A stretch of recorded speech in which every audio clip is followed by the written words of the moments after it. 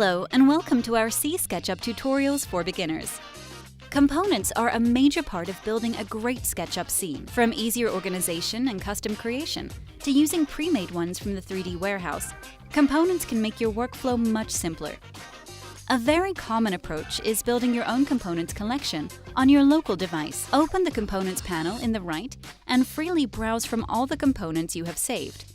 You can add every component to your scene just by clicking on a selected piece. A great thing about components is that when you add the same component to the scene multiple times, it will be instanced. In other words, if you change something in one of the instances, all of them will change accordingly. This is great, especially when working with repetitive geometry. If you want to end this behavior and just modify a selected piece, you can just right-click on it and select the option Make Unique. Since your components collection is saved on your hard drive, a very easy way to amend any piece you want is to just open it in SketchUp like you open a standard scene.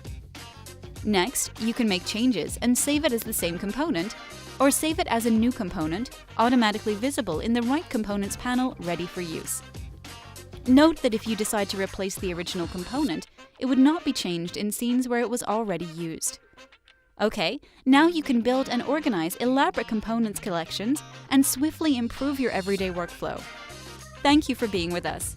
Don't forget to subscribe for more great tips on how to use SketchUp. Have questions? Consider getting SketchUp Pro or want to get in touch?